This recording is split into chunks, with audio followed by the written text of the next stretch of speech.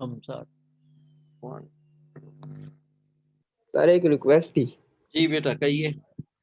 Sir अभी ना light नहीं आ रही है और डेटा पे भी ना नेट खत्म होने वाला है, तो सेकंड सेक्शन की अटेंडेंस लगा देगा क्यों अगर सेकंड नेट सेशन खत्म हो में? गया तो।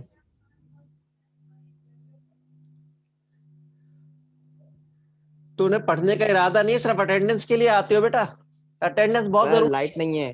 अटेंडेंस बहुत सर जरूरी है, पढ़ना बिल्कुल जरूरी नहीं है।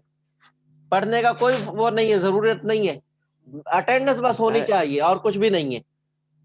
अटेंडेंस जरूरी है, बस अटेंडेंस लगा सर दो।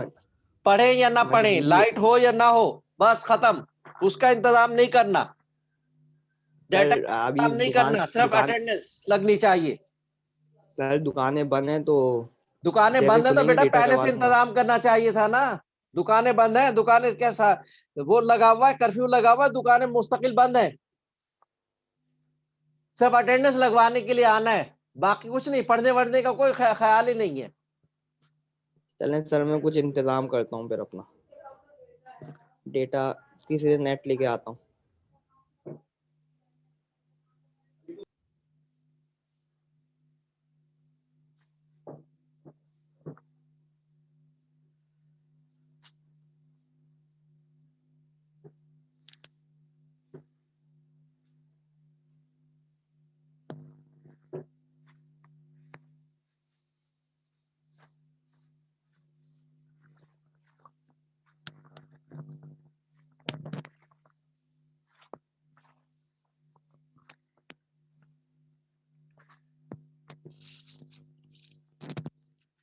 Okay, so this is the case. The second case we are doing the exercise. I'm This exercise is from the Budnik book. Exercise 2.4, section 2.4 follow-up exercise. This is the exercise 2.4.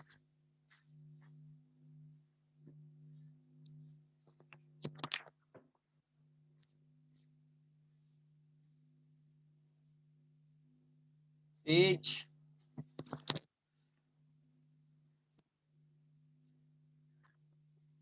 63.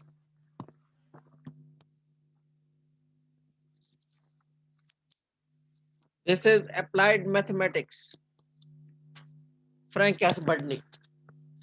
From that book we are doing exercise 2.4. Question number 1. Slope is -2. Y-intercept is given. This is Y-intercept we have already done. Uh,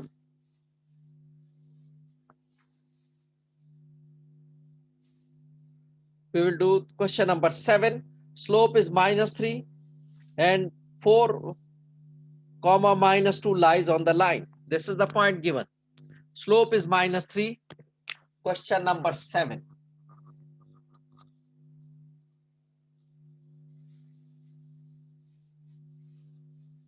And the point is given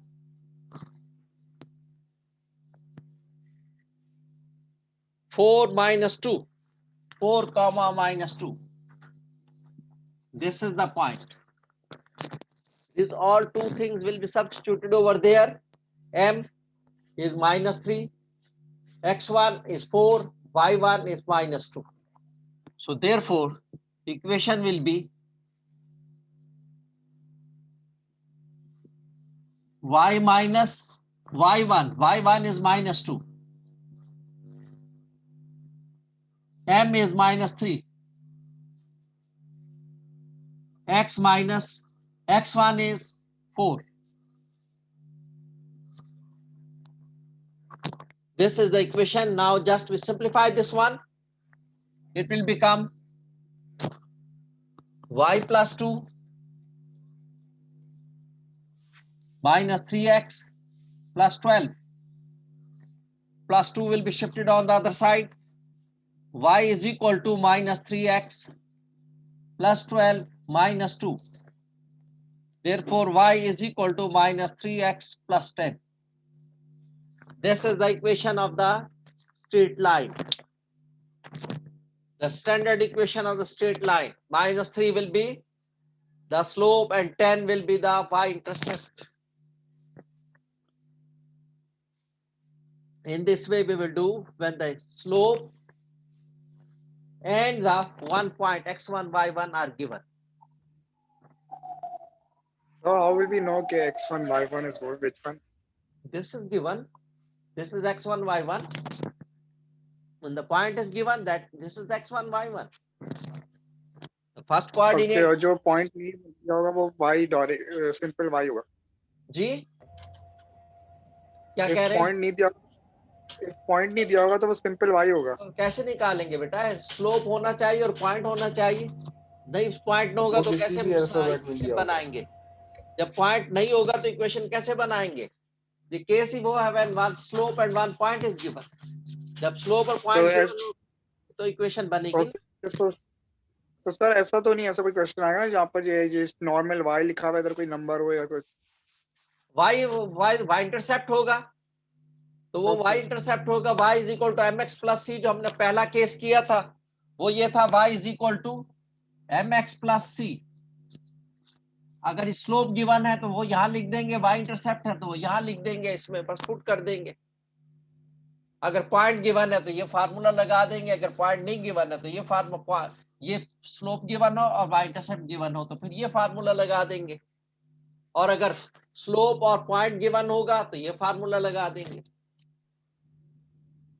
तो जो जैसे situation होगी उसके हिसाब से हम formula use करेंगे.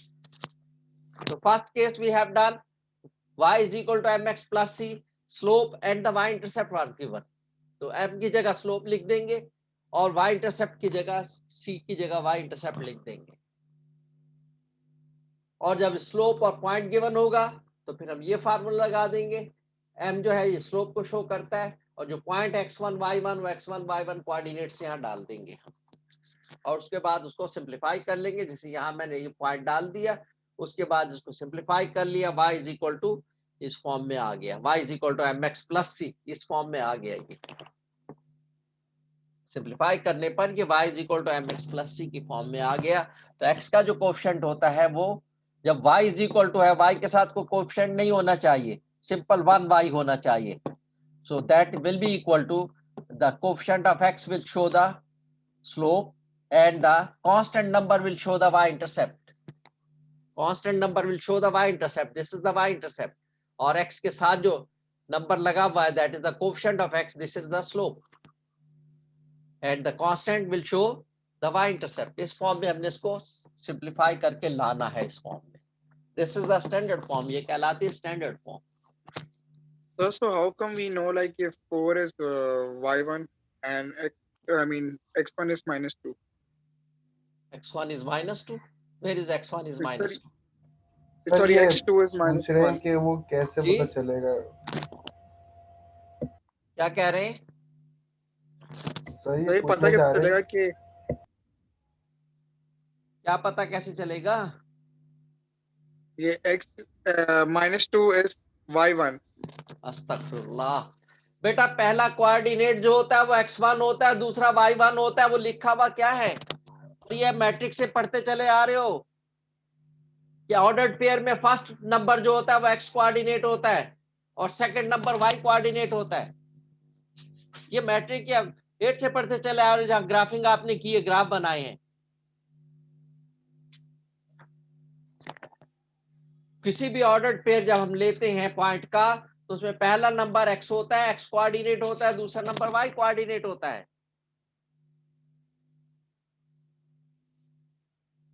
उल्टा नहीं कर देना कि इसको x कोऑर्डिनेट समझ लो और इसको y कोऑर्डिनेट. पहला नंबर जो होता है that is x coordinate, the second number is the y coordinate. ये मैट्रिक्स से पढ़ते चले आ रहे हो भाई.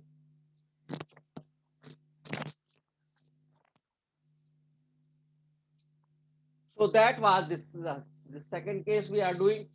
We have done one question, question number 7, when the slope and the 1 point is given. अब हम एक और क्वेश्चन कर लेते हैं इसी टाइप का. सर अब्दुल हारून बोल रहे हैं इन कर ले मुझे. उसको नहीं कर सकते बेटा, उसने आईडी नहीं लिखी. उसे कहना है आईडी लिख के अपनी. Okay sir. सर साकिब को इन किया हुआ आपने? जी साकिब इन होंगे या आउट हो गए होंगे. इन किया तो था, आउट हो गए होंगे.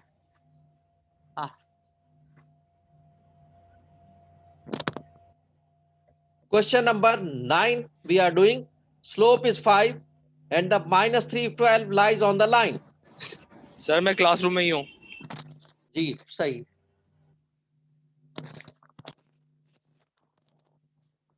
Question number 9.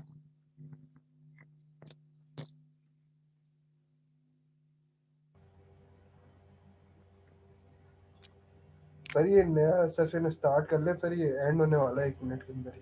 हाँ जब Total- end होने वाला होने दे बेटा, जब एंड हो जाएगा हो जाएगा. नहीं सर, सही है sir. Slope is equal to 5 and the point is given minus 312.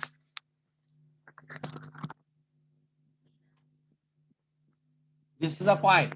So ये फार्मूला लगा देंगे y माइनस y1 क्या है 12 इज इक्वल टू m है 5 और x माइनस x1 है -3, तो माइनस ब्रैकेट में लिख दिया एक दफा हमने, इसको ओपन कर लिया. y minus 12 is equal to 5 into x plus 3. Open कर ले इसको ओपन कर ले.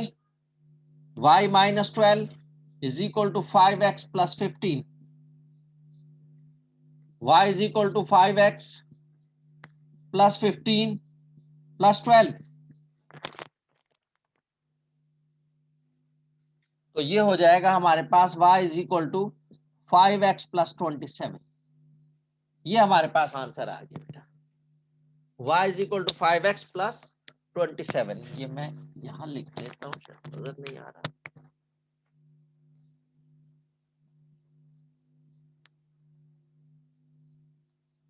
ये हमारे पास आंसर आ गया. अगर हम इसको कंपेयर करें